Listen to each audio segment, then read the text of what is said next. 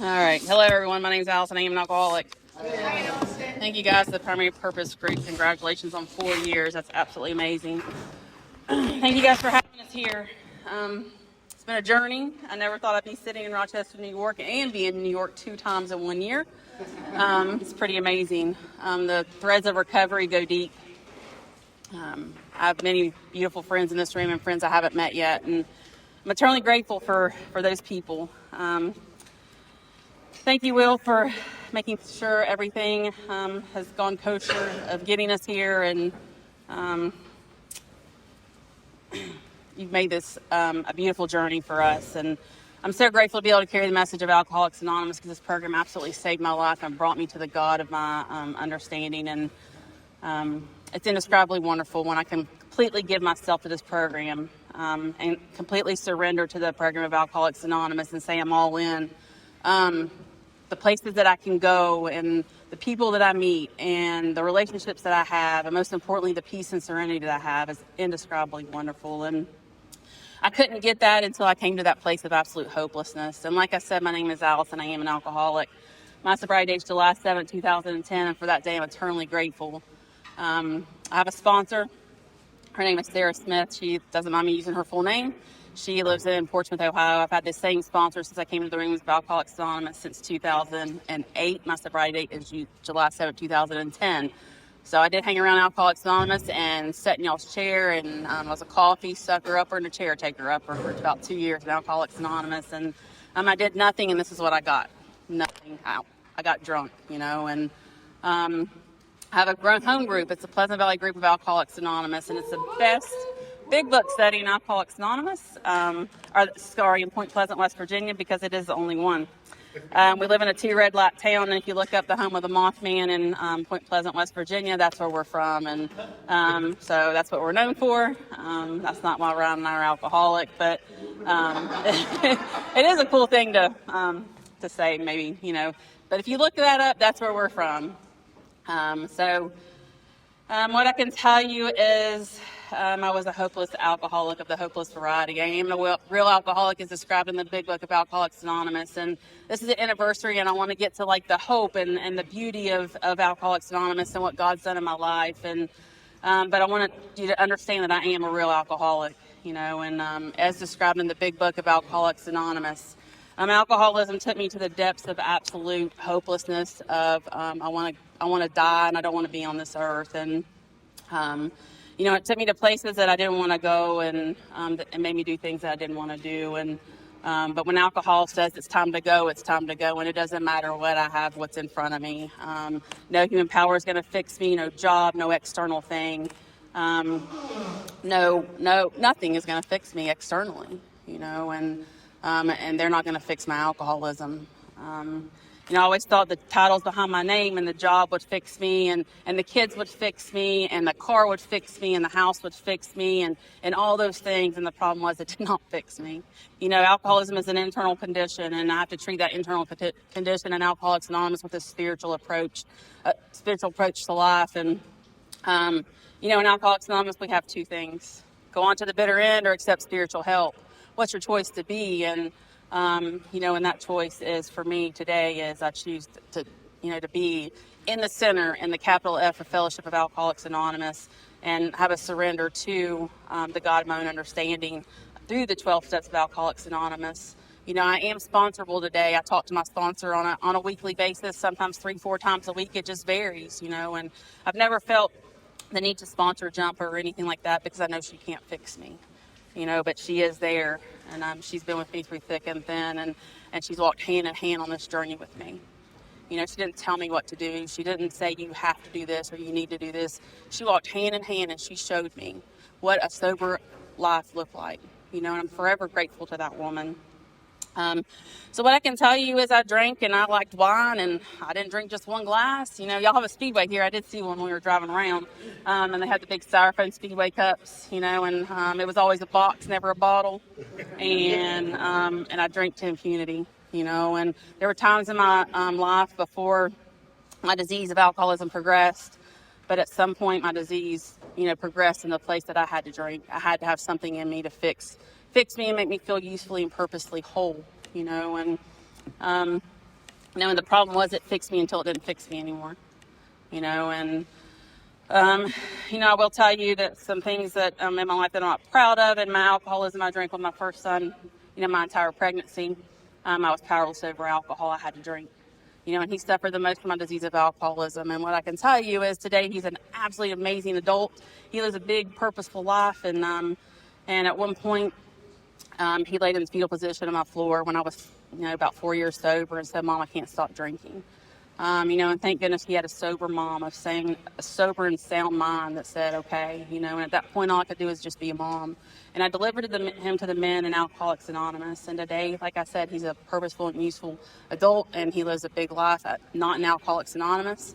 And I don't know if he's alcoholic, but that's for him, but he has a big life. And, but my alcoholism took me to places where I didn't want to go. And my kids would tell you that I would come home from work and I would drink, puke, pass out over and over again. I didn't drink in bars.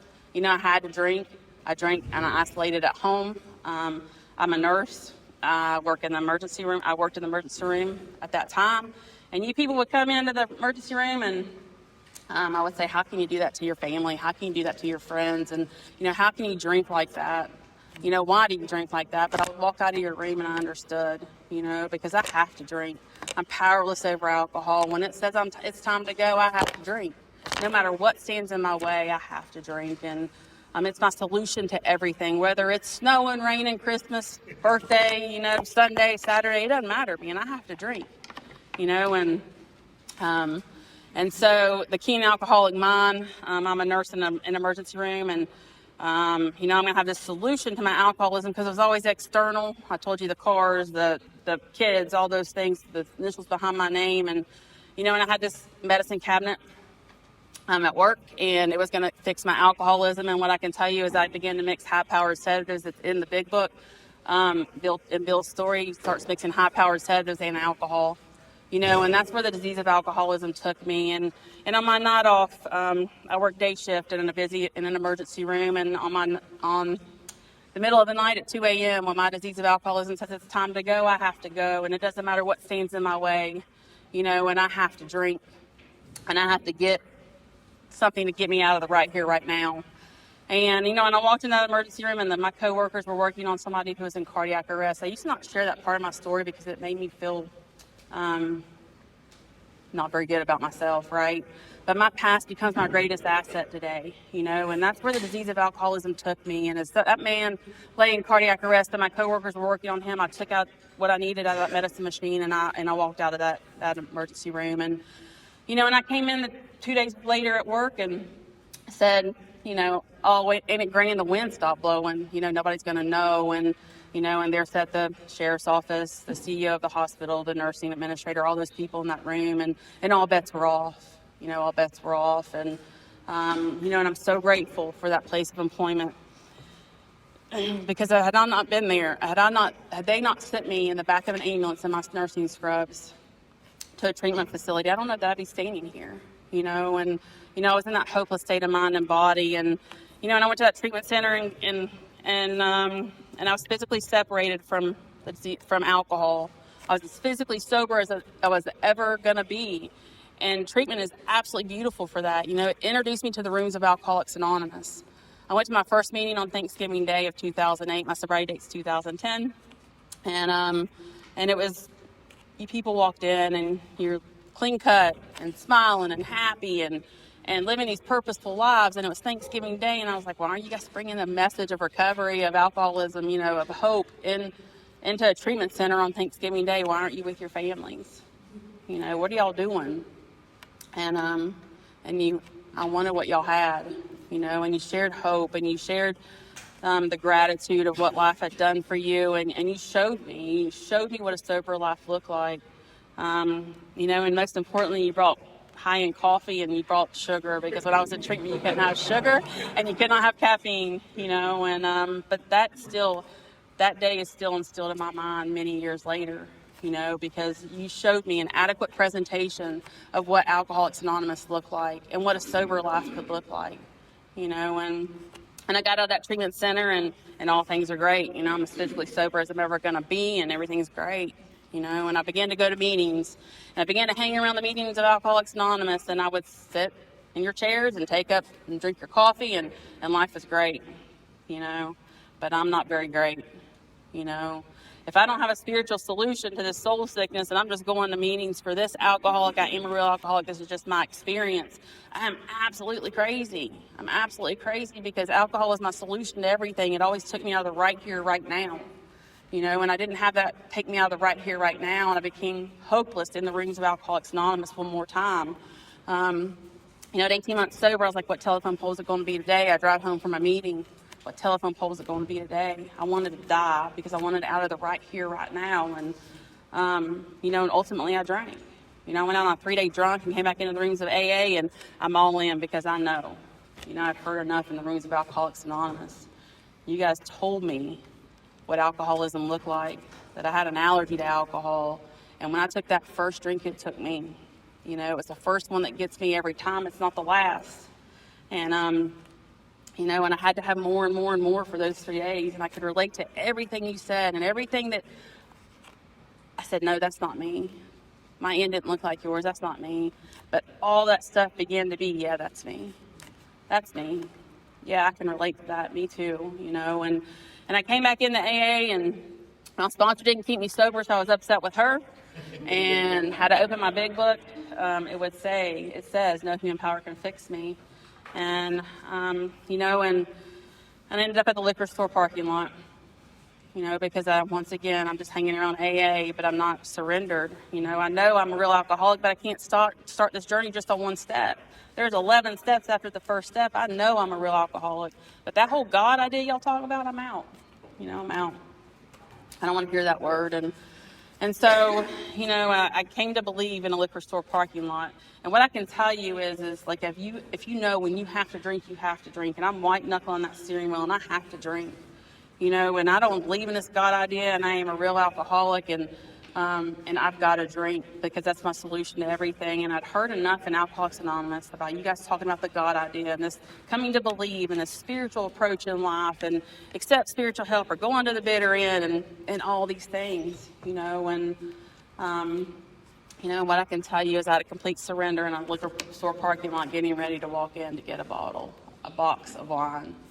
And I said, okay, God, what do I have to do? I'm all in at this point. I called my husband, who was not my husband at the time, because he is this bundle of happiness and love, and what you see with him is what you get. It's like that at home. It's like that wherever we go. And he was like that in Alcoholics Anonymous. And I wanted what he had. And I called him up and I said, look, I'm dying and I need some help. And he said, why don't you call Sarah? I was like, oh no, she can't fix me. She can't fix me. We can't talk to her. And, and so anyway, he called a man, and his name is Jim. And he said, you need to be at Jim's house tomorrow. And so I woke up the next morning and everything's great. I got that monkey off my back, and there's snow on the ground. I know y'all have a lot of snow up here. And the Southern girls, I'm from Knoxville, Tennessee originally, and I do not drive in the snow. I don't know how at that point. And so anyway, I went to his house. I remember calling Ryan, and he said, do you want to live or do you want to die? And I said, I want to live. And he goes, I suggest you better get in the car. And so I went to Jim's house, and I used to have a mouth like a not very clean cut mouth. This whole deal's all about change for me.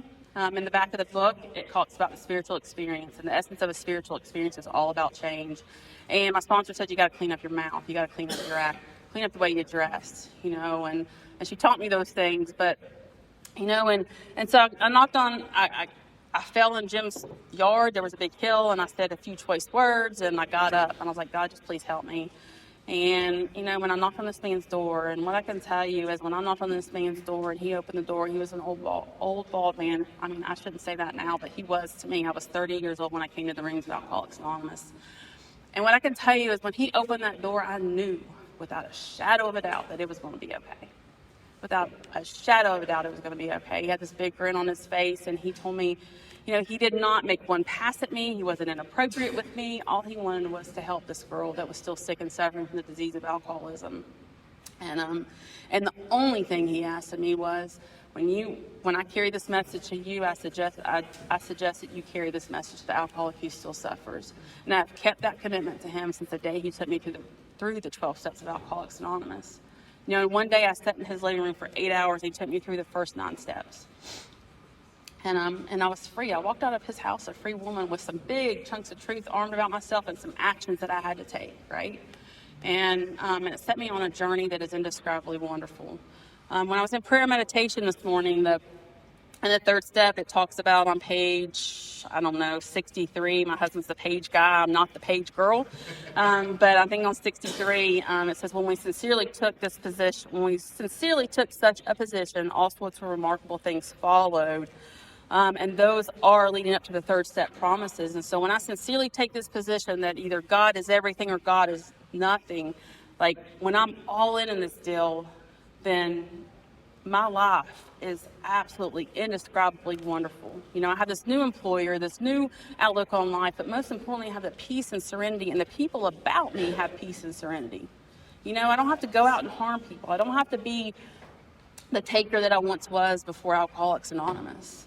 I would always, if I was going to do something for you, you were going to do something for me in return.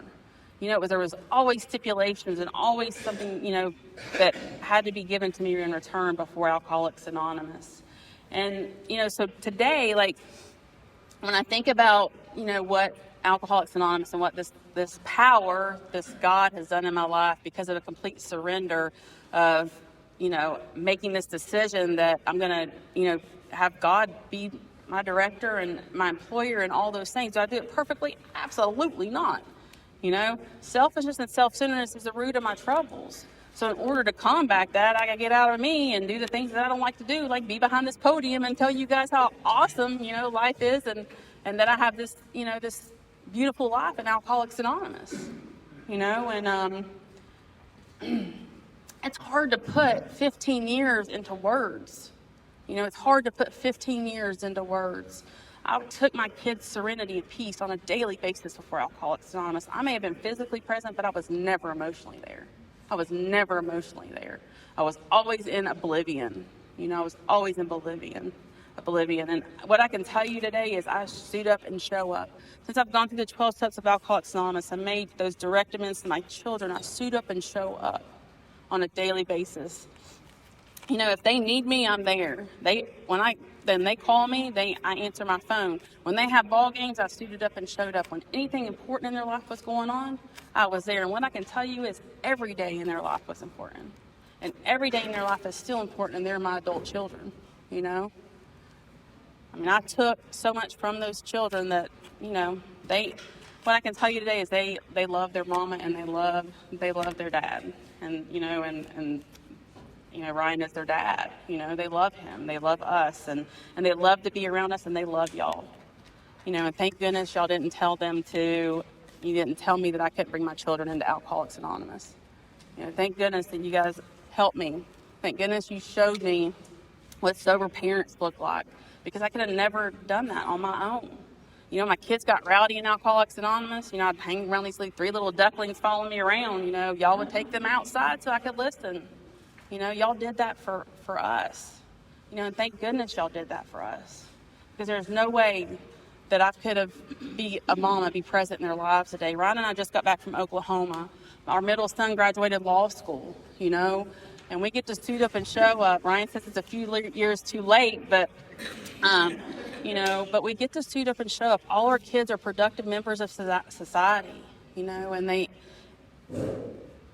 get to just be who they are. I don't have to change them. I don't have to make them into something they aren't. I get to accept them for who they are and what they are.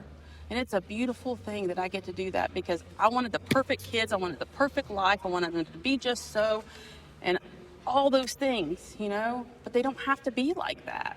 They get to be who they are, and I don't have to control any of those things. I get to suit up and show up for my parents. I get to be a daughter today. I got to make direct amends to my parents because I stole their peace on a daily basis before Alcoholics Anonymous. The gifts that I get to bring into their world. My dad wrote me this big letter a couple of weeks ago, and he said, "This is what you mean to me," and And it was all these things that I never believed in myself, right? And, and that's not my dad. That's not our family. We don't wear our emotions on our sleeves before Alcoholics Anonymous, but today we do. My brother's just been, he's diagnosed with esophageal cancer. We just spent as a family unit in Knoxville, Tennessee for 3 weeks, to be there for him on a big surgery. I get to suit up and show up, and I get to be helpful, and I don't have to make it about me. What can I do for you? How can I make this better for you? My sister-in-law, my brother, they needed me, right? So I get to suit up and show up and not make things about me and be there for my parents and be there for my brother and sister-in-law. Life has been crazy through sickness and all those things. But the beautiful thing is I get to stay reasonably sane and sober through it all. And I get to suit up and show up no matter what my present circumstances are because of this surrender to this God that I made this decision that, okay, God's my new employer. I don't know what God has in store tomorrow, but right here, right now, this is where I'm supposed to be. And I just get to be the best Allison I can be. I don't have to be anything else. I am enough. I am absolutely enough today. And, I lost that nursing license before alcohol or at the end. I told you all those initials behind my name. I thought that defined who I was. If I had those initials, everything would be great. And if I had, some more initials, everything would be great. And the problem is I lost all those things, and for 4 years, for 2 years, I didn't have a nursing license. I worked for, $7 an hour, and I wasn't too proud to do that. That's where that disease of alcoholism took me. And at 4 years sober, I got that nursing license back at 2 years sober. And then at 4 years, I got off this nursing program that was absolutely rigid and very difficult. But just like Alcoholics Anonymous, y'all told me to suit up and show up. Do the next indicated action that's in front of you, one day at a time. And just follow what they want you to do. And I got to do those things, and I got off early, and I was the only one that's ever gotten off early off that program still to this day that I know of. And that's nothing that I've done, right? It's just what Alcoholics Anonymous taught me, that what y'all have taught me to do, and I get to be the best employee today. I was banned, the place at my end, I was banned for life. Please don't ever come back here. Like, I stole my coworkers' peace and trust, and I made their life absolutely crazy after I got fired. Right? And that place of employment is like, don't come back here even if you're in cardiac arrest. Like, please don't come back here. We don't want you here. You've cost us a lot of money, a lot of time, a lot of education, a lot of mistrust, all those things, and rightly so. Rightly so. And, and so, at 6 years sober, I got fired from another job. I was habitually late to work. That is a character defect, I want y'all to know. And so what I can tell you is I'm early for work every day today. I'm 30 minutes early every single day. But I was fired at that for 6 years sober. I got 6 years sober. And so, like, when I was fired, I was working night shift at a place, and I don't do well staying up all night, And what I can tell you is my side of the street was clean. I had gone directly to every one of those people that I directly harmed at that hospital system and made direct amends. I had a monetary, my sponsor was like, I was probably 2-3 years sober, and she's like, okay, it's time. I'm like, time for what? And she's like, you need to make that monetary donation to that hospital to the hospital fund. And I'm like, what are you talking about? She goes, all those things you stole, it averages out to be this amount of money. I'm like, you don't understand. I don't have any money. I'm a single mom with 3 kids. Ryan and I lived out of a food pantry when we got sober. We had nothing, but we had absolutely everything. We had big books. We had sponsors. We were in the middle of Alcoholics Anonymous, the capital F fellowship. We had absolutely everything. And most importantly, we had God, and we had peace and serenity. But as far as monetary stuff, we didn't have nothing, right? And so she's like, it's time. And she's like, how much are you getting back on your taxes? Like, you don't understand. Like, that's what I'm going to live off of for the year. And she's like, they don't want your money, Allison. They want their money. And I was like, oh, because it's true. It's so true. And so that tax refund went to the hospital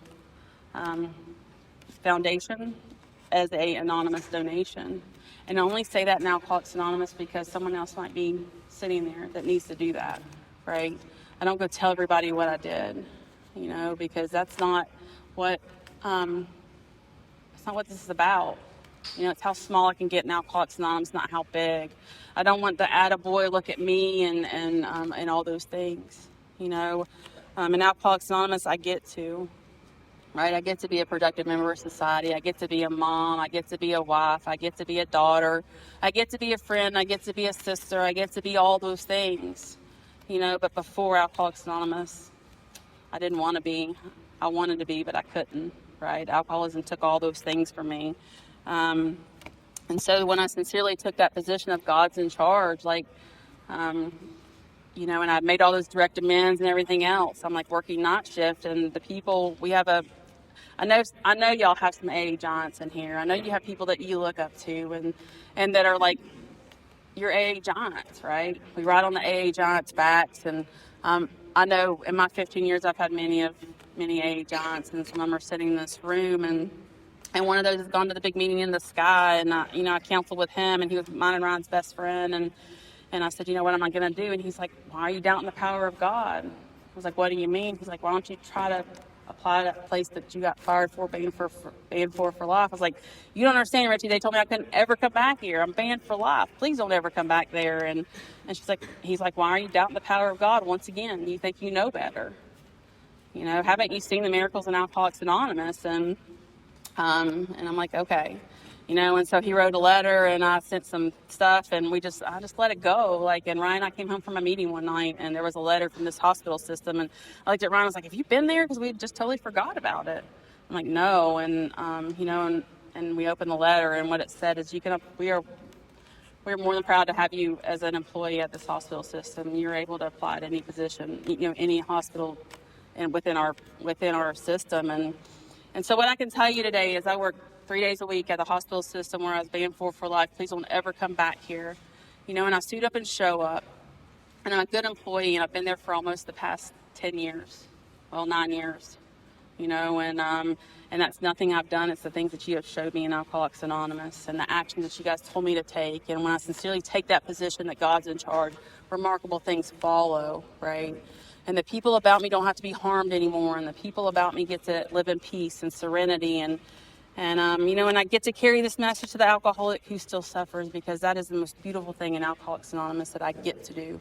And it's so much better than standing behind this podium. I'd much rather be carrying and sitting knee to knee with another woman carrying the good news of Alcoholics Anonymous and carrying somebody through the 12 steps of Alcoholics Anonymous and see the light go off. Because what I can tell you is when I came to Alcoholics Anonymous, I looked down at my shoes. I didn't feel worthy. I didn't feel like I didn't feel worthy of anything, right? And today I am worthy, and today I get to share that good news with another alcoholic who's still suffering. And I get to watch him go from looking down at their shoes to looking eye to eye, right? To be able to look you in the eyes. And I get to say, me too, me too. Because my past becomes my greatest asset, and I get to carry that good news to another person who's still sick and suffering, and I get to, right? And I get to see all the miracles that happen in their life, and I get to see the peace, and their families come back, and their jobs get, come back. But most importantly, I get to see them hold their head up and have that peace about them and that light in their eyes. You can't make that up. Only in Alcoholics Anonymous can I see that. For me. For me, I see it all the time, over and over and over in Alcoholics Anonymous. When COVID hit, I had to go back to the emergency room and work. And it was absolutely awful. And so I just, thank goodness for Zoom, thank goodness for Zoom. And, I've met so many amazing people on Zoom, especially a lot of people in this room that have impacted my life in so many ways. I think Ryan's going to talk about more of that later on, but, and I've had the honor of sponsoring somebody in Australia, right? And I have no clue, this girl who was absolutely hopeless when she came into the rooms of Alcoholics Anonymous in 2008, 9, 10. I never thought I could give anything to anybody. And today I have so much to give, and so much love to give, and so much good news of Alcoholics Anonymous, and so much experience, and And I get to carry somebody through the Big Book of Alcoholics Anonymous through the 12 steps, and I got to do that with her. She was 10 years sober, and she was stark raving crazy in Alcoholics Anonymous, and she doesn't care that I say that because she was, right? And, and what I can tell you is she's one of the most important facts in my life. There were so many people on Zoom that followed our journey, of where, when her and I met and we went through the 12 steps over Zoom, and then when I went back with her, when I flew to Australia, I'm a girl who lived out of a food pantry, guys. I couldn't afford nothing, and I got to fly to Australia, and I got to counsel with my husband and say, hey, I'd really love to go to Australia. And he didn't say, oh, I'm not letting you do that. Are you crazy? He said, absolutely, go ahead. I think it'd be awesome, And I took a solo trip to Australia all by myself to meet Amanda. And so many people on Zoom followed that journey with us, and we got to send videos of our first meeting and things like that. And we have we all have that one. All have those sponsees that impact our lives in so many ways, and some of them get on our nerves, and some of them we love dearly, and some of them are just like us, and but they all make me so much more rounded and so much better as a person, because I get to accept them right where they are and who they are, and it doesn't matter where they come from or any of those things. My job is to just carry them through the 12 steps and watch God take over, and put their hand in the hand of God, just like my sponsor did with me. She walked this journey with me, but most importantly, she put my hand in the hand of God and said, okay, I'm here. I'm here, but we're going to do this thing, me, you, and God, right? And, and I got to do that with Amanda, and she's one of my best friends. I love my sponsees, and they're all my friends, and I love them. And I care about them, and I get to let them just be who they are. And, we talk for an hour or two on the phone, and she's important and a very important piece of my life. All the girls I sponsor are important pieces of my life. There's 12 steps, not just the 12 step, not just the first step, and they all coincide together, and they're so beautiful. So beautiful. And when I became hopeless in this journey and said, I'm all in, I get to let God be in charge and just say, okay, what's next? What's next? Where are we going next? What are we doing next? Who are you going to put in my life next? And I don't have to worry. I don't have to worry regardless of my present circumstances or any of those things. It's going to be okay. I get to stay sober, and I get to stay reasonably at peace and sane, and I'm definitely not perfect at any of those things. But I try, right? The thing I just try, and I get to be with you right here, right now. I get to have a beautiful relationship with my husband. I wrote the same sound sex ideal. He'll probably talk about it too. And what I can tell you as a girl who was a train wreck with every relationship I ever had, whether it be with my parents, my children, my friends, another romantic relationship, whatever, it was a train wreck, always. It was always a train wreck. And, when I got to that 4-step inventory, and I wrote out the same sound sex ideal of what I wanted with God, and I always thought I wasn't worthy. I always thought I wasn't worthy of a trusting, monogamous, kind, uncontrolling, beautiful relationship. I didn't think I was worthy of those things. And I'm worthy of those things today. I am worthy of a man to treat me with respect, and I can do the exact same in return. And we can have a beautiful relationship, and we can walk hand in hand on this journey and take long walks on the beach. And we just got back from a beautiful vacation, and laugh and cut up and just have a beautiful marriage. I never thought I was worthy of those things, but I am worthy. And and when God's in charge, all sorts of remarkable things happen. And I would have missed it all. I would have sold myself short. I would have missed all of it had I not said, okay, I'm all in 2010 in that liquor store parking lot. What do I have to do next? I would have missed being in the right here, right now in Rochester, carrying the good news of Alcoholics Anonymous. I'd have missed it. This is a really beautiful town. It's really cold here in the winter. Wouldn't want to live here, but it's really beautiful, And Alcoholics Anonymous is alive and well, which is really cool. It's really cool. And, So I don't know, like I'm eternally grateful just to be able to be a small part of a great big whole. I'm so grateful to be a part of a home group that's a spiritual entity, and I'm so grateful to know that it's not all about me anymore, and I get to freely give, freely receive, and carry the good news, and no matter what, I get to just try to be helpful and be a better person on a daily basis, and I don't know, like it's just an honor just to be able to stand up here and just to be able to be a part of something so big, so big. And I love you guys, and I think I'm going to pass.